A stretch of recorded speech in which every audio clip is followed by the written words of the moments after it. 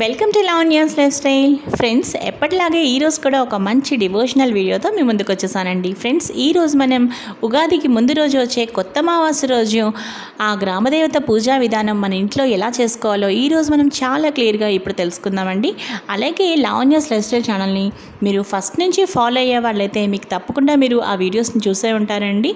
నేను గ్రామదేవత పూజ ఇంట్లో ఎలా చేసుకున్నాను అనేది చాలా క్లియర్గా నేను అప్లోడ్ చేశాను.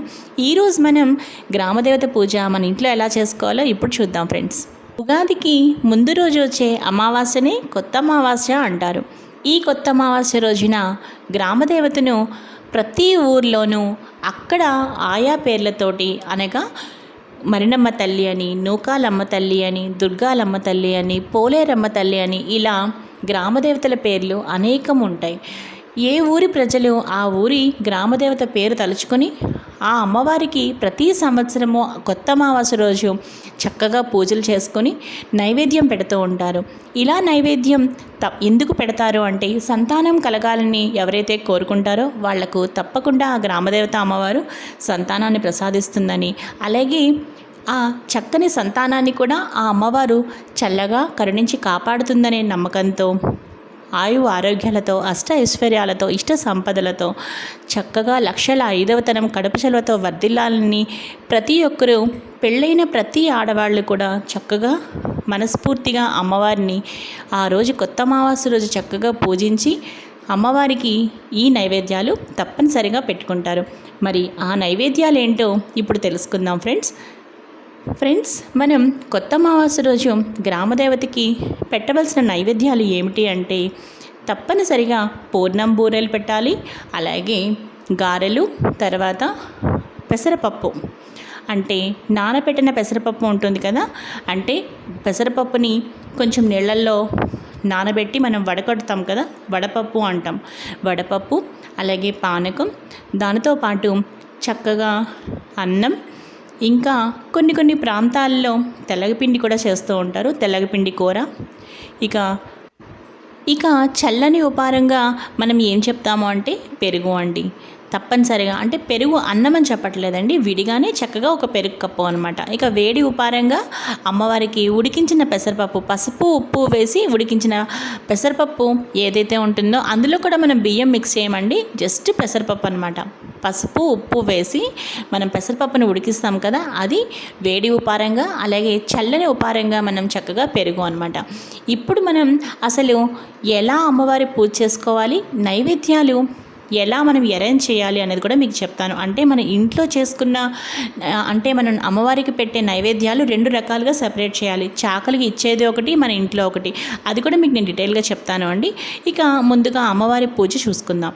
ఫస్ట్ మనం చక్కగా ఏదైనా అమ్మవారి పటం తీసుకుని ఆ అమ్మవారికి చక్కగా కుంకుమ బొట్టు పెట్టి, మనం కూడా చక్కగా కాళ్ళకి పసుపు రాసుకొని కుంకుమ బొట్టు పెట్టుకొని చక్కగా దీపం వెలిగించి ఆచమనం, సంకల్పం, నైవేద్యం, ఇక ఆచమనం, సంకల్పం అన్నీ పూర్తి చేసుకున్న తర్వాత మనం నిత్య పూజా విధానం నేను ఒక వీడియో చేశానండి. సో ఆ వీడియో మనం చూసినట్టుగానే అదే విధంగా పూజ ముగించుకొని ఇక నైవేద్యాలు ఇప్పుడు మనం ఎలా అరేంజ్ చేసుకోవాలో మీకు నేను చెప్తున్నానండి.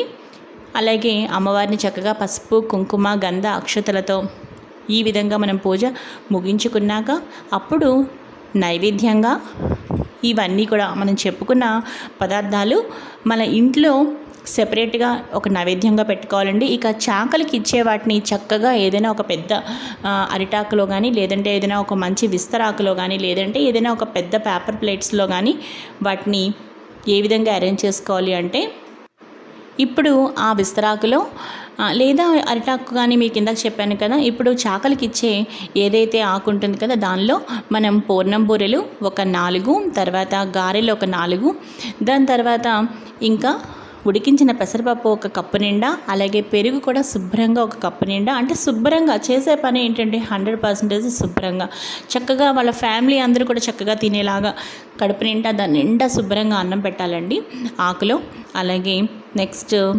అలాగే పెరుగు కూడా శుభ్రంగా ఒక కప్పు నిండా ఇవ్వండి. ఇంకా నెక్స్ట్ మనం తెలగపిండి కూర చెప్పుకున్నాం కదా, చాలా ప్రాంతాల్లో తెలగపిండి కూర చేసుకునే వాళ్ళు ఉంటారు. తెలగపిండి కూర కూడా అండి.